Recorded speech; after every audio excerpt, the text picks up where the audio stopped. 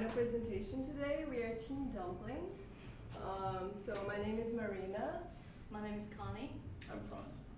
And we're dumplings because we found out that it's our favorite comfort food. The three of us love it. So today's agenda, we have some of the project background. We're going to go briefly through some research and process. And we're going to look at our individual designs. And then we're going to talk about how user testing has given insights about future considerations. So first of all, let's give you a little bit of some background. What is Twindo? So Twindo was envisioned by CEO Antonio Romera, and it is a drive-through convenience store combined with a mobile platform that enables users to quickly select their staple items through the app and then pick them up at a Twindo store for a fast and seamless experience. So who is Twindo for? The UX team has done research and provided us with the persona Rachel. She's a working suburban mom, and she finds it hard to shop with her child. So she would like to quickly grab forgotten items from her weekly list, for example, and preferably without even leaving her car for more enjoyable family time. So with this, and with the user persona and also the wireframes that were given to us by the UX team, our challenge was to build a visual language for Twindo. So now Franz is going to talk about our next step in this process. Thank you, Marina. So as a visual team, we wanted to do a visual competitive analysis as part of our research to evaluate several competitors, both indirect and direct. And our focus was to kind of find differences in terms of the design, whether it be, say, something that's unfriendly or friendly, minimal or cluttered. And the goal of this was to be able to find different design opportunities that would help guide our design principles. So for instance, we looked at competitors such as Zippin, Amazon Go, Walgreens, and GoPuff, and felt that that could guide our designs to maybe create something for Twindo that's both minimal and friendly to help set it apart from other competitors. And so from those results, we wanted to kind of build our design principles. First being essential, that our designs are both clean and minimal. Personal, that our designs are warm and welcoming, as well as memorable, that we include moments of joy and delight within our interaction to help users stay engaged. And now Connie will talk about our wireframe evaluations. So we got our initial wireframes from our UX team, and then we did some evaluation, and we decided some of our direction. So one of the things we did is we find out the add to order button is actually might create some confusion to our user.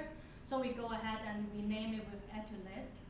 And then also in the original one, when the user click onto the add to order button, and then a window will pull up from the bottom, and then it looks kind of cluttered, and also looks like it's linking our user to another screen. So we did it with a more intuitive way that the window pops up in the middle of the screen, so the user can add directly like which list they want to add the item into. We also did a desirability testing with our users with our style tiles. So we did it with 5 of our potential users virtually. We give them all of our design in a random order, and then we'll ask them some follow-up question about how they think about the interface design, how they feel about it. And then we find out that all our users really join to clear information and layout, and they also really like the product image being large, and they also like the legible content, and also they really join to happy and friendly color palette. And now we'll go into our individual design, and Marina will share with hers first.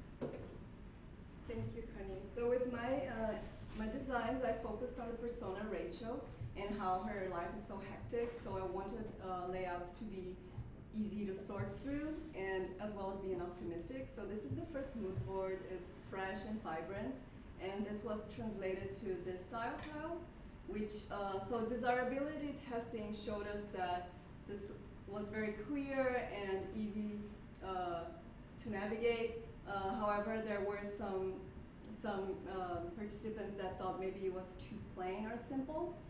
With the second one, I was thinking of more mid-century modern aesthetic for Rachel, maybe she's drawn into. And then the style tile that was derived from that one is this one. So even though this was clear and very organized, easy to see, some users thought that the color palette was a bit too stark, or just not for them.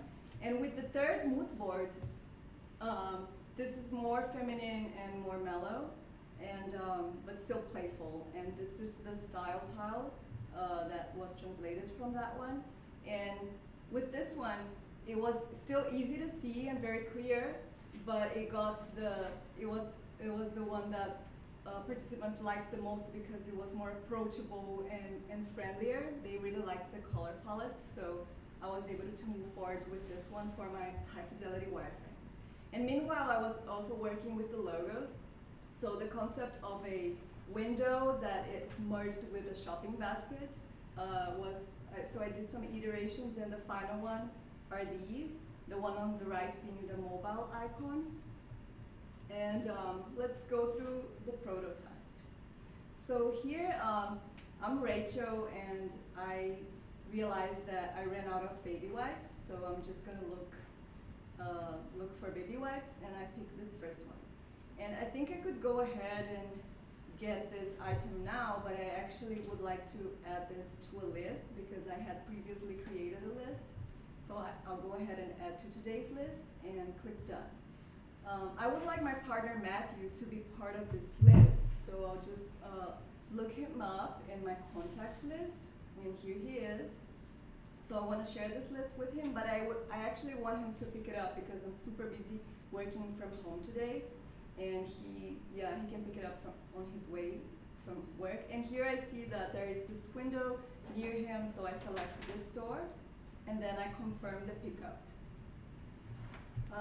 So now that I see that the list is looking good, I'll just go ahead and reserve the order.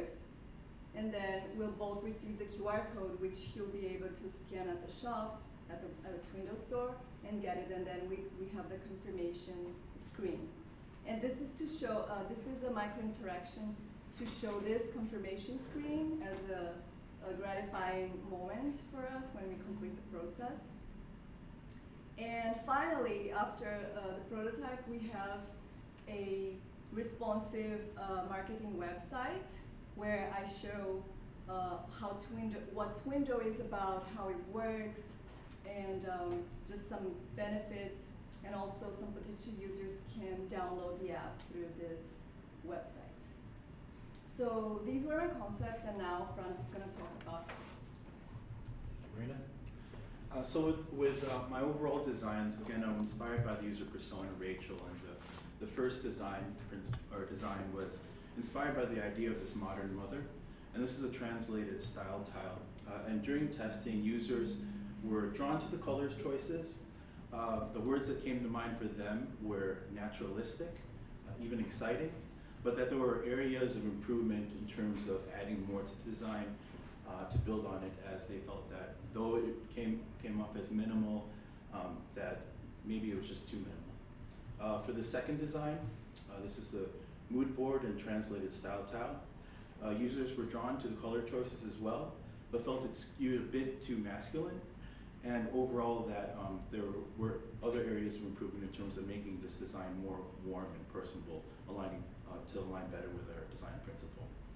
And this is the third and final mood board and translated style tile. This tested the most positive amongst the three design iterations.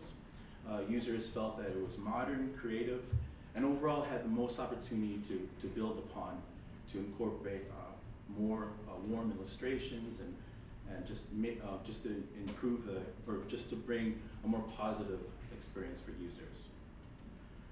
In terms of logos, I was inspired by the idea of stained glass windows. And here's the sketch and illustration. And actually here as a designer, this was kind of my aha moment where I realized maybe I'm designing a little too close to what I prefer as a designer with these sharper corners and darker colors.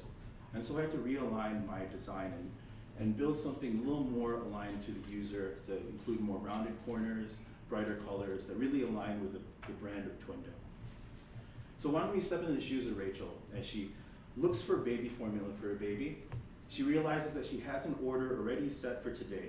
So she wants to go into her history and sees that, again, there's an order already set. So she just has to search for a baby formula. Similac is her preferred product of choice. The size and quantity looks good, so she wants to add that to the order, again, preferably to today's order. And since she's already home with the baby, she wants to include Matthew in the order, her partner. So she has Matthew set as pickup, and she wants to change the location from their default Twindo location in Niles to a location closer to Matthew in Chicago. So they select this store, confirm the pickup, review the order before they go ahead and reserve. And here they receive a QR code, which Matthew then can scan once he's ready to pick up, and the order is completed. And here we wanted to include a brief micro interaction, just encouraging users that the order is complete and encourage them to order more products.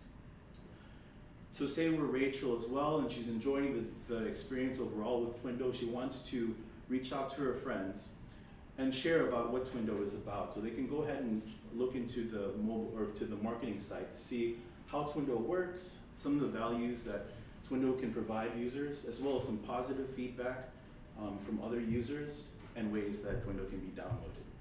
And so those are my designs, and now Connie will share her designs.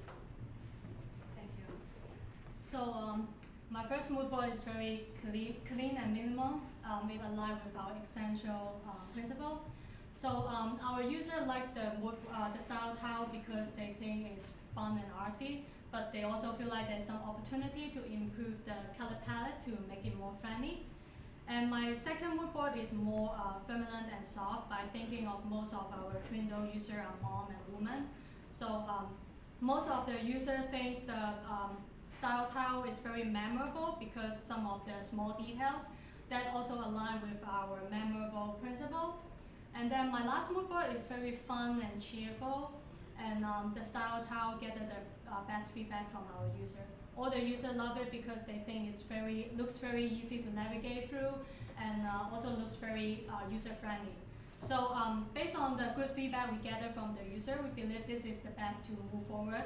And as I move forward to our high-fidelity wireframes, I will make sure it will even more minimal mistakes so the user can focus on the product itself. So my logo, I combine two of my sketches together. They are like a bag and a window. So I combine them as a bag with a window on it, and I simplify it into a two-dimension. So because by thinking of Twindo as a phone app, so this way the user will be easier to recognize our logo. And also when this logo used for the other purpose, like on a business card, the window will actually open and then a QR code will show. And this QR code will link our user to our marketing website to download the app for promoting our brand. So let's imagine our persona Rachel. She went out of her baby formula today. So she opened up our Twindo app. So she go ahead and put in the brand she normally bought. And she can get it with one click here if she just want to shop fast. She can, but today she want to add it to the list with the two other items she added before. And if she scroll down, she can see some related item. And this micro interaction is making the vending machine in real life. And if she click on our Twindo icon, she can go to her list. And she want to share this list with her husband, Matthew, because one of her frustration is they double purchasing item without communication with each other. So now Matthew can share this list. And also Matthew is in merchandise mart working, and Rachel want him to pick it up on the way home. So she look up a closer location for Matthew, and then she confirm pick up, everything looks okay, and she can go ahead and reserve the order and get a QR code to scan. And then if she click on the Twindo icon again, she can cancel the reservation anytime she wants before she pick up. And then we will have a friendly reminder to add more.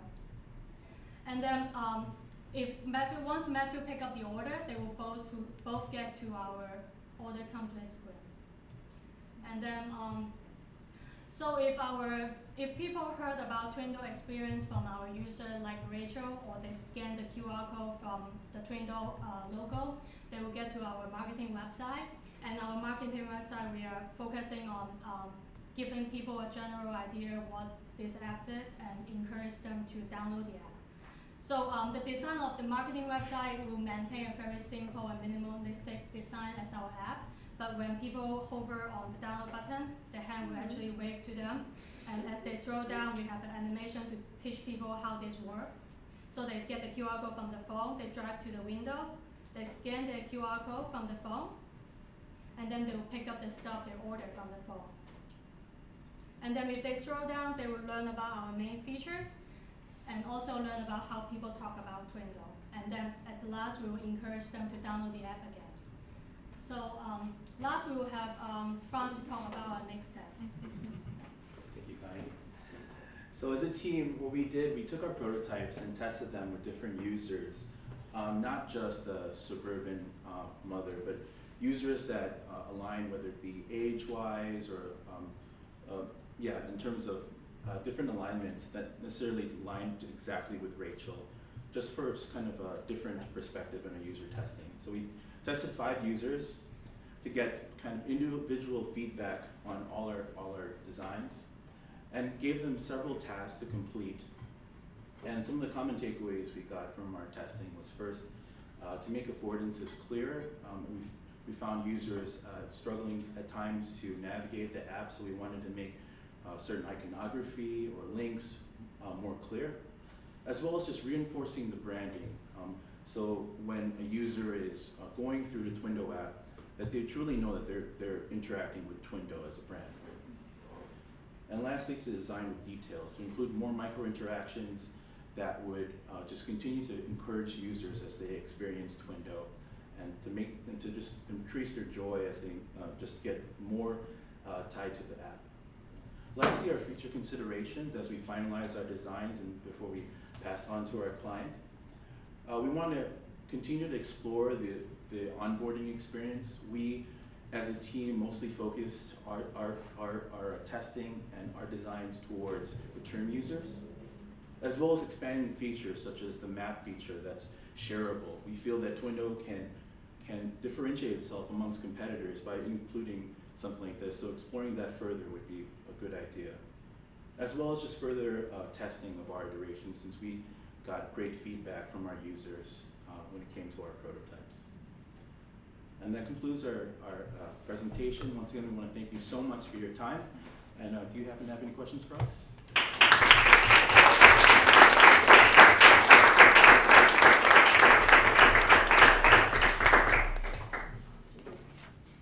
If we grab our notebook so we could take notes. Can you make it stop raining?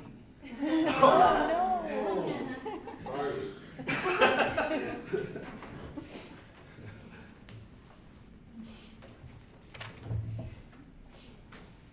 I see you ready. I know you were briefly going through your visual direction and everything like that, and it's a very subjective kind of, visual design is subjective, really. So I think something to keep in mind when you are thinking of visual design is really understanding the brand and the voice. Because the brand and the brand value is what will retain the users, and the visual direction is what will also will retain them. But it keeps it consistent, and it spans across multiple users, because not all women, are modern. Not all women like very bold colors, so it's really understanding the brand and how you can push the brand and the brand experience through the application. Because then you'll get, there'll be clients they'll have subjective feedback that is endless, and you'll never be able to satisfy. But if you have research and brand values to really go against, and your strategy behind that, it would be more compelling, I'd say. Jumping off of that point, very similarly, I want to say what's wrong with stark, bold colors. Like, I mean, yes, visual design is very subjective. And getting into testing, you guys tested 5 users, and one user might not like this, the other user might not like that, and just take into consideration that one user is not the whole, subset. It's not the whole, kind of, they do not represent the whole. So that being said, yeah, definitely refer to brand guidelines. If there isn't brand guidelines, really ask, how can we create the brand guidelines to start? The design principles were essential, personal, memorable. Kind of just taking that, start creating the brand guidelines first, and then jump into the color palettes or the mood board. Yeah, I would also include just the tone of voice is really important. I know you mentioned it being personable, and there were moments where you could maybe hi Rachel, using copy to actually enhance personal moments as well. Yeah. And yeah, when you mentioned that you tested 5 users, I didn't necessarily hear specifically, who these users were, not like name, but just whether their gender, what their age was. I mean, that would be really good to know from a data perspective, to see kind of okay, this is persistent, throughout the range of folks that they don't like the color red, or so it's not just this one person does not like the color red. Yeah, especially when you consider, adding on to this whole point, so you build your style tiles based on Rachel as a persona, but then you also tested one final, it wasn't super clear who tested which style tile, so not clear if the 5 users, each one of you had 5 users test all 3 of your style tiles or different users. But if your 5 didn't include users who were very specific to Rachel in the testing, but they'd also not seen the style tiles that had led to your wireframes and to your designs, you're kind of getting limited to feedback from those users on your style tiles. And to your point on why is bold negative, right? Why does it have to be like that? If you had tested those concepts with users that were also outside of that specific persona, which I think maybe in terms of how the class is structured, maybe that's why you don't have the ability to get a bunch of other personas, but you're definitely limiting yourself with the notion that there's only one person who, like the mother is the one that shops for groceries and so on. And having maybe tested fathers who are the primary shoppers would have informed your style as well. I'm also surprised you only looked at 4 competitors. It seemed a little low. That was just a brief summary within that specific competitive analysis. Gotcha. Yeah. So you guys looked at many. Yeah. Yeah. We have 9. Okay. I would have wanted to have that Yeah. noted. Yeah. I did appreciate the explanation of what that graph looked like, thinking of the people you're presenting to as maybe someone who doesn't have a lot of experience with design. It was really good to hear that kind of introduction that you gave. So that was positive. And I know it's probably part of the class that there was only one persona, so don't want to just go too far into just that part, because I know that's not always how it's going to be as you're continuing in your careers. One thing to think about though is accessibility. I know we brought that up with the previous group, but there are sketch plugins or websites that you can use that will test color contrast. Seeing a lot of the really light blue on white or white on light blue is really difficult to read. So just kind of thinking about that. Yeah. We did some testing. I know I did for just color contrast with that. I got a AA rating for that on the white and the blue. Mm-hmm. Because I was concerned about that as well. Yeah, to jump on her point too about accessibility. It's not just the color contrast; it's also about the size and the font. How small the font is, and those are definitely considerations. And yeah, there was were some concerns on color accessibility. Not just color accessibility, but accessibility. Like in regards to Franz, you had in your product category there was a line highlighting under the product category name, like office supplies, Right. or you know like. So just thinking through that, what happens if the category name is much longer? Right. Does the line extend out, or does it stay the same? I know it's there stylistically, Yeah. but yeah, just something to consider. Right. Thank you. Just a final thought on the accessibility aspect. Something for you guys to take away in your professional careers as designers as well. Sometimes when we talk about accessibility, we think of we think of like long-term accessibility concerns, like somebody who may be sight impaired. But think about also people who may be temporarily have issues. So I mentioned earlier, like a mother having to hold one child in one arm. It may not be considered a disability, but when you think about in terms of using an application or using your product, there can be temporary disabilities that could also impact how useful an application may be. So because this is more UI, you know, I'd say storytelling is really very important, visual storytelling.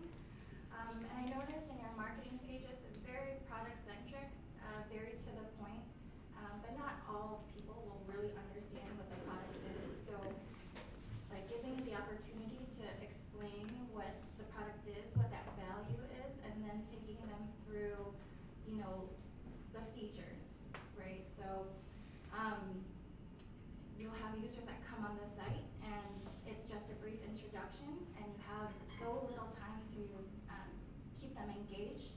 And if it's a real salesy, very product-focused application, they may or may not have interest, but if you really establish that value and what the brand stands for and, you know, the use of it and connecting that experience to the product, it would also be very helpful.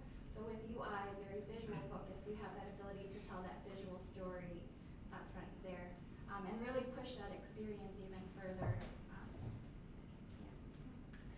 Jump on your point. I think one thing that really lends and adds to that storytelling is Connie did a really great job with your splash screen animation on your homepage, just transitioning to the home screen. It's very personal. And also on your homepage, your marketing site, sorry. There were some animations on there too, which I thought really lends to the storytelling and really helps, kind of stand out from your design principles, personal, memorable. Thank you. Yeah, I think also Marina and Franz had a very good pace, and also Connie as well had a very good pace in terms of storytelling within the product. So it wasn't very to the wireframe. There were moments I feel that you broke it, and I think that was really valuable. It really set the pace of the application versus like selecting something and then showing a whole bunch of things that feel a bit overwhelming. So there were moments that were very paced out nicely, interactions that were used to tell the story in a more helpful way. So I did appreciate that as well. To go back to the marketing sites a little bit, many of them really are kind of missing that brand's voice altogether. Sometimes the logo is quite small. You don't really have like a clear call to action going to the app store or sharing it. Connie, I really liked your little micro interactions, like waving. That was really cute. But like adding more of those throughout the page for the other two, having just more ways, like as you're scrolling, you scroll away from the button and then you kind of forget where you're at, what product you're looking at, what the product is called. So just kind of keeping those little windows as you're scrolling down, as like each little section has its own call to action or its own logo, or just reinforcing that brand constantly as you're moving. Especially keeping in mind that your user may not get to your marketing site from, let's say, the home page. So what happens if somebody recommended the app to them, and really the first time they're seeing it is the download the application section of your site. That really doesn't convey that message and really gets them to understand the application and what this is. They may not actually go to download or to learn more. It's kind of thinking of users coming in from different sections, but still having like that unified voice. Two usability questions I had that for you guys to consider. Franz, I think it was yours for history as an existing orders. I found that an interesting user behavior, considering that for the history to go to your existing order, it seemed a little bit weird of an interaction where a pending order was part of the history. I didn't feel initially intuitive. And for Connie, having to click on the window, it seemed like it was clicking on the logo, but that was actually the cart. So that was an interesting use of, I would have liked to maybe see like having a cart somewhere as opposed to the logo usually takes people to the home page or some sort of menu. I think to kind of help that is if you were to lay out, like, what did you ask them, and show that to us, and then we can have a better understanding. Well, okay, I understand why you came up with these considerations, and even making it even more granular, like 3 out of the 5 said that they like this, or 4 out of the 5. So it's just really kind of just tying the loose ends on your end, so that at least they know where they want to expand on. So maybe 2 out of the 5. Why 2 out of the 5? So let's really expand on this question. So really just understanding what you asked would have been interesting to see as well. Because that way, when you're presenting these to clients, yeah, you will be working with a collaborative team. It won't just be UI. But your clients are certainly, you don't want them to think that you've made a decision just because you think it's aesthetically better or because you like it. And that's when a lot of these questions come up, like, well, why did you make this decision? Why did you, and you don't have to detail every little decision you've made, but it helps when you can point to research and tell us the questions you've asked or what tasks you asked them to complete. Because it wasn't, your takeaways from the usability screen at the end weren't really tied to usability findings. There were things like afford more. Can you go back to that? Yeah, sure. Because It's the usability testing, right?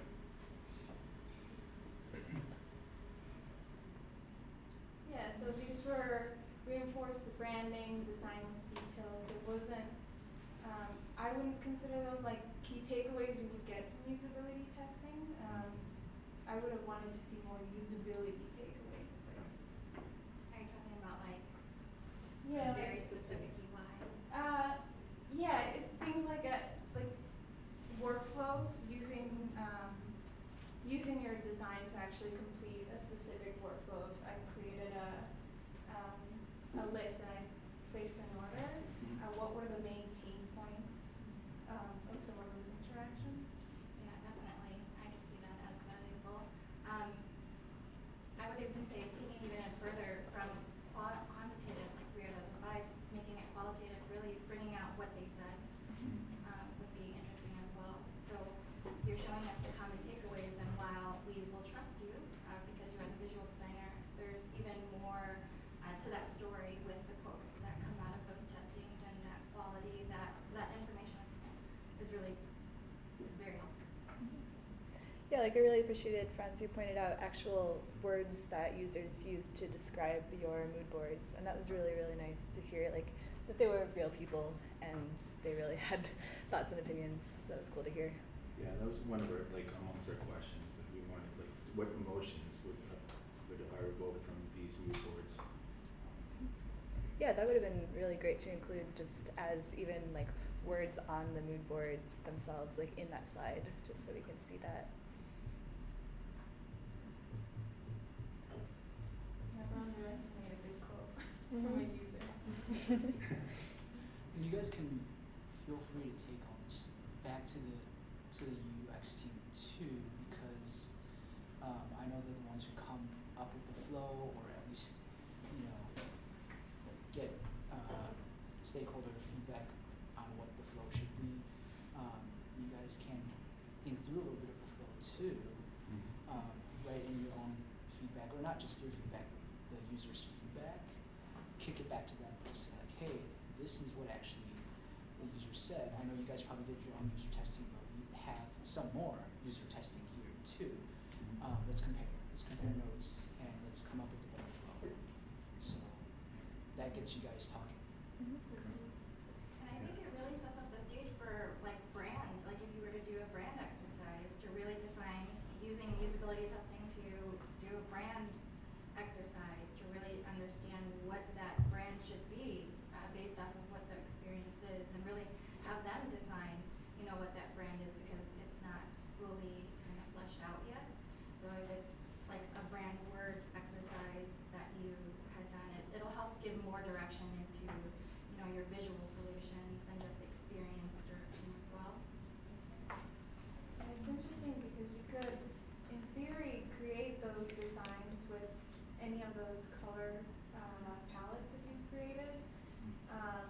Because it's hard for a user to think of usability when looking at the aesthetics, and so questions like things like navigation won't be clear to a user from a color palette. But if you were to test out the actual workflow before you define the aesthetic, then you could even gain so many insights on what the aesthetic should be like based on the feedback that you're getting through that workflows.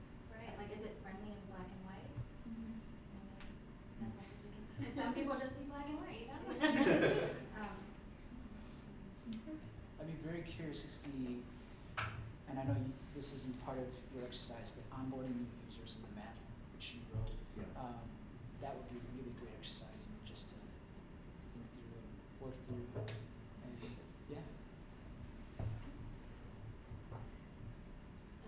Antonio, Yes, do you have any final words for the two UI teams? sure. Sorry to put you right on the spot. Well, first of all, thank you so much to both teams. I think for me, this is more of a listening exercise than actually me, coming up with specifics. And I could tell the complexity of coming up with a solution that everyone is okay with.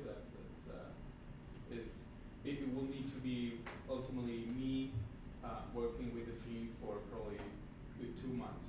So the effort and trying to condense, all the things that could possibly be going on design, on usability, and all this is impossible. I think. So my takeaway is that I'm learning from you guys, seeing that all the questions, all the possibilities, more than anything. There is a couple things that, as I think about what I'm trying to build as a business, I hear branding. How important it is to understand what the brand, the company, the business stands for, and that will translate into the design. I see the complexity of assigning the orders and that sort of thing. In terms of the colors, again, I think jumping a little bit on the color side, I think, it is important, but I think there is a lot more to the way I envision, the user using the app. It goes beyond the color. No, I like blue, for example. I think I said that, but that's just me. I'm not the user. But again, what I learned today about the complexity of the ordering process and the different profiles, and I heard here some limitation. What if you're holding a baby? What if you are walking on the street? What if you are driving? I mean, this is instant pickup. So it could be a lot of different scenarios. Obviously, the idea is that the business will be used by anyone, regardless if you're young or old. I mean, essentially, the first model is a drive-through. It's conceived to be a drive-through, so obviously it's a more suburban kind of environment. But a lot of conversations that I'm having with people is this will work exactly the same on a walk-up. No, you're walking down the street and you're behind, you come and pick up your things. No, essentially the same thing without the vehicle. So again, thank you so much. It's too much to take. No? I mean, you need to process a little bit of that, and obviously, all of you, I think there was parts of different presentations that I will probably do a collage more than